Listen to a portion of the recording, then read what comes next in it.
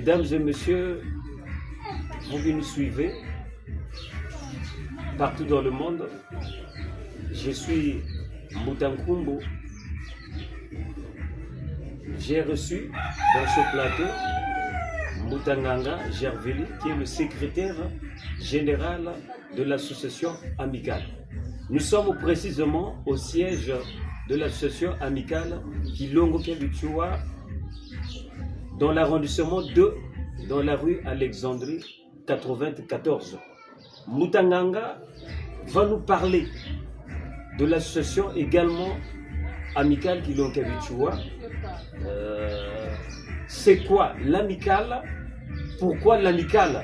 Il va d'abord nous expliquer, tout comme nous donner ces informations-là, afin que vous sachiez de ce qui concerne l'amicale. Moutanganga, bonjour, bonjour. Bonjour. Mbote mbote. Merci beaucoup. Vous avez bien suivi. Les gens sont en train de nous suivre partout dans le monde. Les gens entendent parler de cette association et ils veulent avoir des informations fiables. Voilà pourquoi nous avons invité dans ce plateau pour donner ces informations-là à tous ceux qui nous suivent. Matondo Mbuta. Je veux devoir parler en français parce que l'amicale à la base, c'est quelque chose d'international. Il s'agit ici de l'amicale, cette société d'entraide créée par, fondée si vous voulez, par André Grenard Machua et ses acolytes en 1926 à Paris, en France. Je serai peut-être assez bref. Je ne parlerai pas de toute la vie d'André Grenard Machua. Je parlerai de l'amicale. De l'amicale, bien sûr. Ce qui pousse André Grenard Machua à créer l'amicale.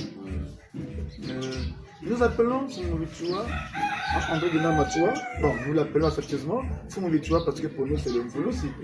C'est le sauveur, c'est le Messie venu à nous, l'envoyé de Dieu, notamment pour nous Tulendo, qui vient à nous, qui vient pour nous sauver. Je tiens au préalable à me présenter. Je suis Moutanganga Yanganga Badila.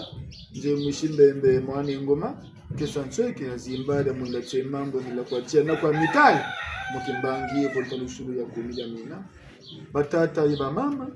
Donc j'étais en train de dire que l'amicale était cette société de secours mutuel. Cette société philanthropique à but lucratif, non lucratif d'ailleurs. L'objectif était de soutenir ceux qui avaient adhéré à la vision d'André Grenard Machua. Notamment la vision était celle de défendre les terres qui sont les nôtres en tant qu'Africains, peau noire. Bon, peau noire en particulier, mais Africains en général. En général. En général. Et donc, nos aïeux de cette époque-là avaient apprécié cette initiative et donc avaient adhéré à cette philosophie, à cette doctrine. Et après, le blanc, donc le colon, pas le blanc de façon générale, non, le colon. Parce que c'est aussi une différence à établir. C'est pas le blanc, c'est pas l'homme blanc le problème. Le problème c'est l'homme blanc colonisateur. Le colon qui vient pour nous ravir notre âme, nous ravir notre civilisation, nous ravir tout ce que nous sommes. C'est de celui-là qu'on parle.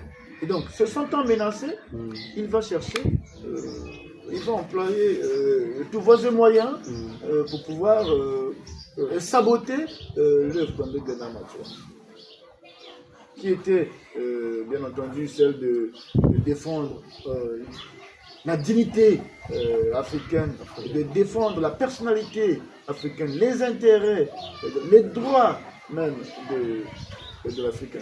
Et lui, il était pour l'unité, l'égalité et le droit de l'homme. Le droit de l'homme. Pour lui, tous les peuples, oui, tous les peuples étaient égaux, tous les peuples se devraient être libres, tous les peuples avaient des droits, et ça, de façon égale. Et ça, le colon n'avait pas apprécié. Et donc il fallait commencer par le déstabiliser, notamment en attaquant ceux qui avaient accepté sa doctrine. Et donc qu'est-ce qu'ils vont faire? Ils vont commencer par les menacer personnellement, par des propos acerbes, des propos menaçants, jusqu'au point de traquer certains, les incarcérer, les taper. Et étant donné que les machuanistes de l'époque, c'est pas comme notre époque d'aujourd'hui où les gens essaient à peine de faire les choses, les machuanistes, c'était dans leur veine, dans leur gène, dans leur sang, et donc ils étaient prêts à tout pour ça. Et même s'il fallait affronter la mort, ils étaient prêts à affronter la mort. Et donc, les Blancs vont commencer à les brimer, à les menacer. Ben, aussi tenaces qu'ils étaient, le Blanc n'a pas pu, et ils vont employer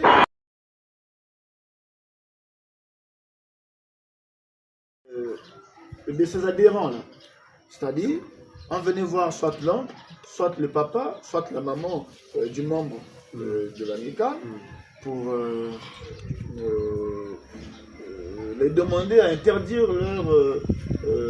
leur fils, leur neveu, par exemple, de poursuivre l'œuvre d'André Grenat. C'était ça. Et ils sont arrivés au point où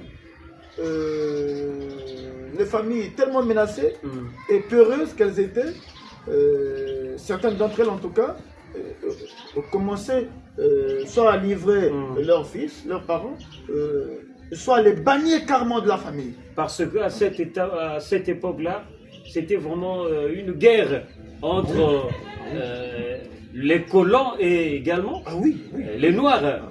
C'était pas facile. C'était quelque chose de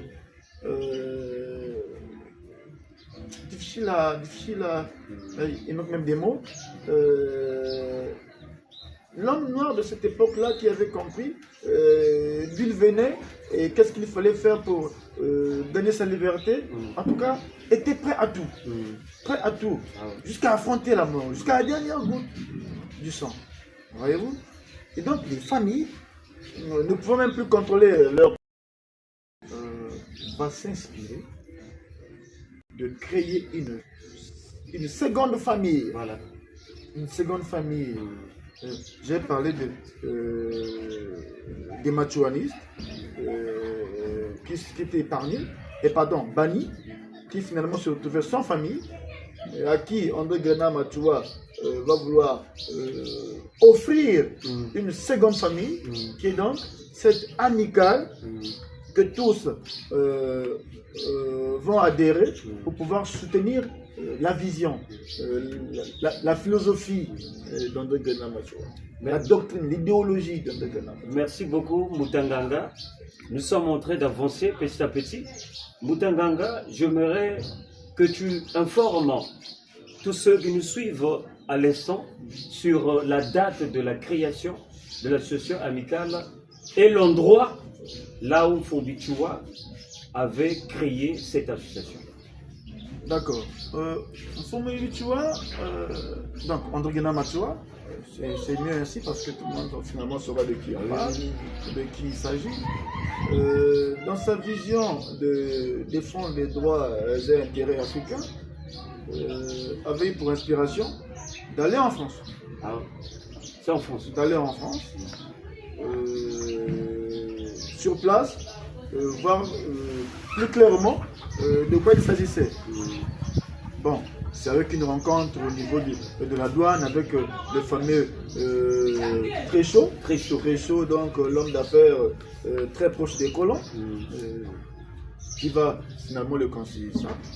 Parce qu'il Tréchaud avait compris très tôt qu'André Grenat Machua était très en avance par rapport à ses semblables de cette époque. Et donc il lui conseille d'aller en Europe, car les Noirs qui y sont depuis l'époque de la déportation, sont plus éclairés, plus illuminés dans cette philosophie, dans cette lancée des choses. Et donc, André Guéna Machoua, depuis Matadi, Kinshasa, voilà. Et depuis Matadi en RDC, il va, par bateau d'ailleurs, il va atteindre l'Europe, précisément la France. La France, voilà. Et arriver là-bas, effectivement, il va côtoyer tous les Noirs qui y étaient depuis l'époque de la déportation, de tout ce que vous connaissez, voilà. L'esclavagisme et comme ça. Et c'est de là que finalement, en échangeant avec les autres, il va apprendre et lui aussi va apporter. Donc ils vont échanger avec les autres qui finalement vont apprécier son idéologie, adhérer, appuyer, accompagner son idéologie. Et le lieu de retrouvailles, c'était dans un café. Alors, ils avaient l'habitude de se retrouver dans un café, que j'ignore le nom.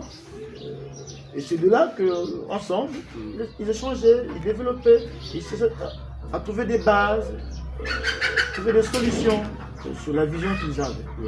Et ça se passe à Paris. Et donc ils vont créer l'amicale le 17 juillet 1926. 1926, le 17 juillet 1926. C'est la date de la création de l'association amicale, bien sûr, par le président fondateur Mfumu Bichua. Merci beaucoup, Mbuta Nganga. Il y a trop de polémiques, il y a trop de discussions sur le sujet de l'association amicale. Il y a certaines personnes qui ne donnent pas la valeur à cette association. Et au jour d'aujourd'hui, c'est une chance qu'ils puissent suivre, qu'ils s'informent auprès de vous en ce qui concerne cette association. Voilà, la question suivante, est-ce que, en créant cette association-là, est-ce que cette association concernait seulement les Congolais de Brazzaville, en particulier l'ethnie Lari, ou bien cette association concernait tous les peuples africains? Merci pour la question qui, je dois le dénoter, est d'ailleurs très pertinente. André Guéna Machoua, dans sa vision, ne savait pas faire la différence entre un nord du sud, un nord de l'ouest, du nord, ou encore un noir du Congo-Brazzaville, voilà. Ou d'ailleurs. Non, tout ce qu'il connaissait, lui, sa mission, c'était de se lever pour sauver l'Afrique et ses habitants. Ah ouais. Tout ce qu'il avait, lui, dans sa vision. Ah ouais. Et pas seulement l'Afrique. Lui, sa vision était que tous les peuples du monde s'unissent. Les rouges, les jaunes, les noirs, tout le monde, les blancs. Que tous les peuples du monde s'unissent en respectant toutes ces diversités-là. Mettre en place une sorte d'unité dans la diversité. André Guéna Machoua, dans sa vision, il trouvait, je ne suis pas aussi stupide, pour créer autant de peuples, pour créer autant d'ethnies, autant de races. Et certainement, cette diversité était d'une richesse incomparable. Et donc, il fallait sauver cette, je dirais, cette diversité-là, qui dénotait d'une richesse assez importante. Et donc, pour lui, c'était juste l'humain. Ah, ok. Pas de race, pas d'ethnie, pas de nationalité, l'humain tout court. Rouge, blanc, noir, jaune. Donc, lui s'est levé pour l'unité des peuples. Merci beaucoup. Mesdames et messieurs, chers téléspectateurs, là vous êtes en train de suivre également Mbuta Nganga Gerveli, le secrétaire général de l'association amicale Kiloga Bichua. Il y a des gens qui sous-estiment ce grand homme. Il y a des gens qui ne reconnaissent pas la valeur de ce grand homme. S'il vous plaît, nous sommes des Noirs. On a nos aïeux, on a des hommes qui ont lutté pour notre liberté. Alors, prenons-en conscience. Prenons-en conscience. Mutanganga, on veut aussi savoir quel est le but réellement de l'association amicale.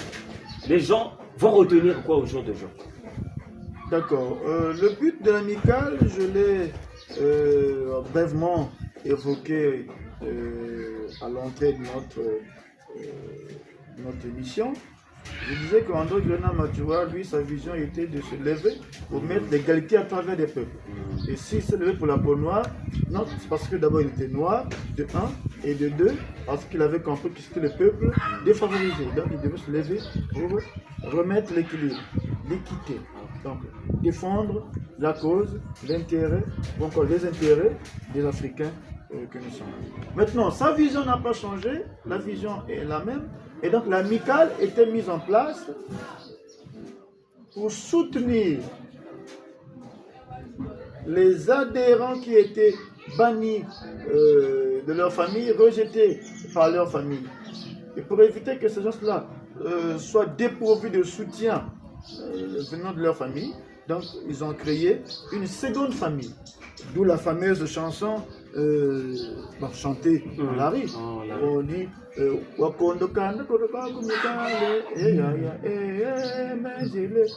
la chanson signifie tout simplement que quand tu es dépourvu de famille, voilà. intègre l'amicale. Ça c'est intéressant. Intègre l'amicale pour te faire une famille. C'est intéressant. Pour te faire une famille. Et donc la vision n'a pas changé. La vision demeure la même, notamment celle de promouvoir la doctrine amicaliste, la doctrine matuaniste. Donc permettre l'équilibre à travers les peuples. Donc nous sommes sur une base, sur une philosophie de liberté, d'égalité et de droits de l'homme. Il n'y a pas de peuple supérieur à l'autre. Nous sommes tous égaux en termes d'obligations et de droits.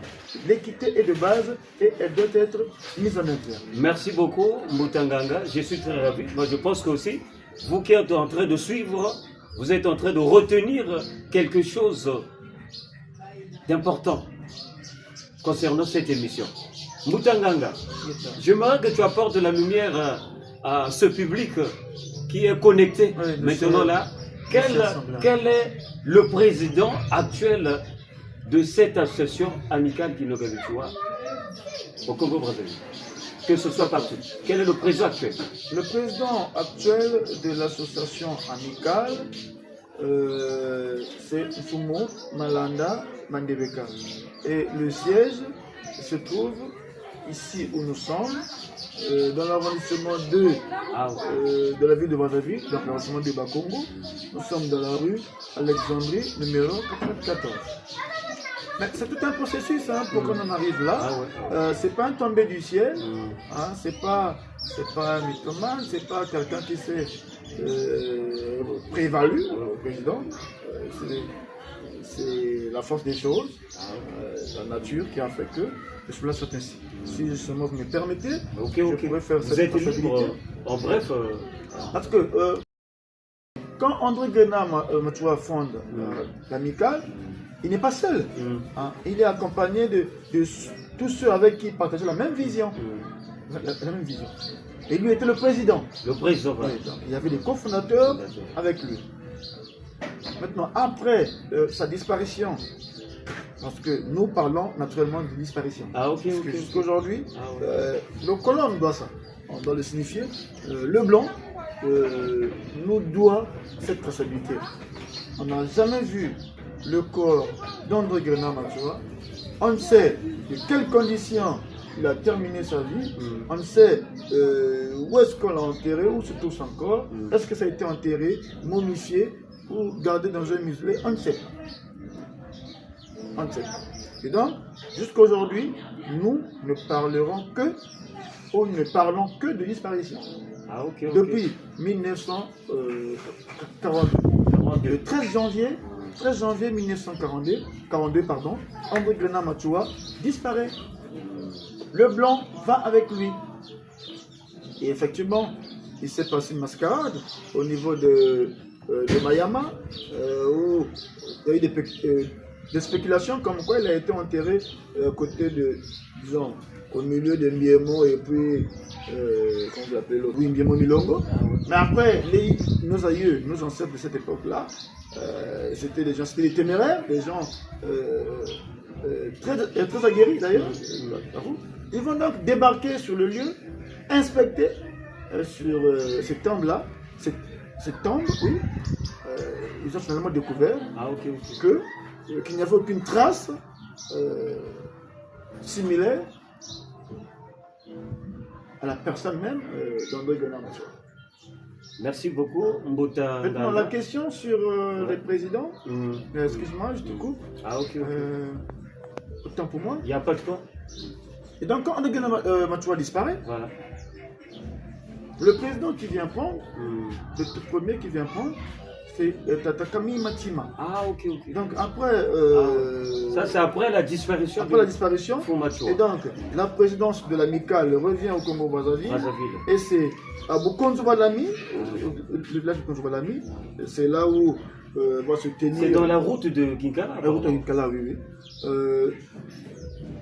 Quand vous arrivez, avant d'arriver à Kubola, il y a une bretelle qui mène à droite, une déviation qui mène vers le village, Konzo-Balami.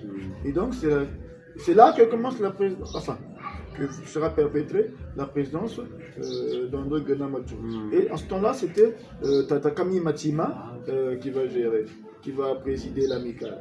Et après lui, il y aura Tata Pierre Kinzonji, Pierre Nganga, Pierre Mbemba, il y aura Tata Lokola Meso, à Potopoto, et après il y aura Tata Mitolo. Tata Mitolo à Bakongo, non loin de là où nous sommes. J'entends parler de ce nom. Oui. Et c'est après Tata Mitolo, bon, Fumumalanda Mandebeka, à cette époque-là, encore très jeune. Avait bénéficié d'un contact, son papa, le papa de Mfumalanda. Donc, Tata Ndebeka Gabriel. C'est le papa biologique de Mfumalanda. Oui, c'est le papa biologique. Lui, il était Mfumubanzonji à l'amicale. Ça veut dire que les sages de l'amicale, il était le président des sages. Pas de l'amicale, mais des sages de l'amicale. Il était Mfumu Banzonji. Et donc, les sages de l'amicale, tous les Nzonji de l'amicale, connaissaient cette adresse ici. 94, rue Alexandre. Et donc, ils venaient échanger avec leur président, enfin leur chef, Nzonji. Et quand Tata Ndebeka Gabriel va trouver la mort, ces anciens-là vont continuer à passer quand même saluer la famille. Puisque depuis le vivant de Tata Ndebeka, il connaissait les enfants. Et parmi lesquels Mfumalanda. Donc il passait saluer les enfants. Et Mfumalanda aussi, bien que jeune à cette époque, il connaissait le Mbongi de l'amicale, Tata Mitolo. Je l'avais bien, je pense. Non loin, quelque part là. Et donc, tout petit, certes, mais il connaissait là où partait son papa pour les activités de l'amicale, bien entendu. Et après la mort de Tata Ndebeka, quelques dignitaires vont de temps à autre passer, saluer la famille. Et donc c'est comme ça qu'il va garder un certain contact avec ses anciens. Il y avait Tata Mpompa également. Bon, il n'était pas président de l'amicale, mais quand Tata Mitolo trouve la mort, c'est finalement lui qui garde la chose. Parce que après la succession n'était pas préparée. On ne sait plus qui devait diriger. Et Tata. Très récemment, on a enterré Tata Fila. Très bien. Tata Fila. Donc, c'est à travers ces vieux-là que Mfumalanda va garder ses contacts. Mais la personne qui va vraiment tracer ce chemin, c'est Tata Kubemba Dani. Tata Kubemba Dani. Mfumalanda également, fréquenté ce grand dignitaire, Munza, de la Mananga. Et Tata Koubemba Daniel va être révélé par l'Esprit Saint. La répartition était comme quoi celui là-bas, dans la rue au Gagneur, Tata Koubemba, c'était donc l'hôpital, on peut dire, comme ça. L'hôpital, ça dit que le traitement traditionnel, oui, les traitements traditionnels, c'était les suivis traditionnels, l'exhortation et tout. Maintenant, la prière, c'était Pissa, oui, et l'amicale, Tata Malanda. Et c'est comme ça que l'esprit, ce que nous appelons PV en logo, va le révéler. Et donc il va faire cette répartition-là, telle que révélée. C'est comme ça que Tata Malanda, combien même il avait déjà quelques contacts avec celui-là, et c'est comme ça que finalement, il va prendre cette direction-là. C'était bien tracé, et lui se disait, mais comment est-ce que je veux diriger quelque chose qui ne m'a pas été enseigné, qui ne m'a pas été initié à la base. Mais avec le temps, la nature sait faire les choses. Hein. Il va arriver à réunir les Ngunza, Machuanistes, jusqu'au point de mettre en place une continuation de l'amicale, une continuité de l'amicale en bonne et due forme. Merci beaucoup, Mbutanganga. Nous sommes en train de chuter petit à petit à cette émission. Mbutanganga a tout dit concernant la présidence de Mfumalanda. Mfumalanda, il n'est pas devenu président par hasard, mais avant tout, il a été en collaboration avec les doyens de l'amicale. Qui lui ont légué. Oui. Voilà, qui l'ont également légué pour devenir ce qu'il est devenu et pour diriger l'association amicale. Mbutanganga a tout dit. Donc je pense que vous êtes en train de retenir une information de base et vous êtes en train de recevoir la lumière en ce qui concerne l'association amicale Kilongo Kiavichua. Mbutanganga, nous sommes presque à la fin de cette émission. Ah, déjà? Ah ben oui, parce que le temps est vraiment à calculer. Voilà. Maintenant, la question que je veux vous poser, qu'est-ce que les Africains qui sont dans les autres pays d'Afrique, qui sont en Europe, en Amérique, en Asie et voire en Océanie, qu'est-ce qu'ils vont retenir au jour d'aujourd'hui? Beaucoup plus la jeunesse sur l'association amicale et également Fonvicho. Matondo. Les amis, Batata et Maman, à travers le monde, tous les peuples d'ailleurs, d'ici et d'ailleurs, retenons que Mfumo Bichua était noir dans sa peau, mais il n'était pas seulement africain. Il n'était pas seulement congolais. C'est un Messie à travers nous. Vous savez, c'est très difficile quand vous avez un Messie et que vous le reconnaissez de sitôt. De sitôt. Très difficile. Surtout à travers ses semblables. C'est très très très difficile. C'était un homme hors du commun. Un homme que les gens ont découvert malheureusement après sa disparition. D'ailleurs, vous avez la plupart des spiritualistes aujourd'hui, à partir de Tata Nzungu, qui fut le premier à avoir eu la révélation comme quoi André Genamatua était le Messie, le sauveur de la peau noire, parce que un peu plus abusé. Il y avait également Tata Boussarama Kambemba, il y avait Tata Mabundu Jean, il y avait Tata Mbabla Congo, il y avait plein de gens, et ça, c'était des dignitaires Congo dans la spiritualité. Imaginez un homme comme André Grenat Machua, au départ chrétien, et après découvre que le christianisme était pour lui un égarement, et donc va vouloir revenir à la base. Malheureusement, il n'a pas eu l'occasion ni le temps de créer une église ou de diriger une église. Et donc, aucune preuve de spiritualité à l'œil nu.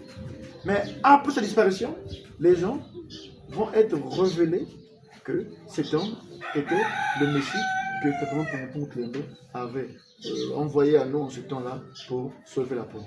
Et ça, c'est ce que tout le monde, donc les Noirs et les peuples d'ailleurs, doivent retenir. Et sa vision, son idéologie était, sinon est, de mettre en place l'équilibre à travers les peuples. Qu'il n'y ait pas de peuples supérieurs aux autres. Qu'il n'y ait pas d'inégalité à travers les peuples. Donc, son idéologie était basée sur la liberté, l'égalité et le droit de l'homme. Et ça, c'est ce que nous devons toujours défendre. Alors, toujours. Ça, c'est important. Ça, c'est le message, c'est la base de la vision, sinon de l'idéologie matouaniste. Merci beaucoup. Mutanganga.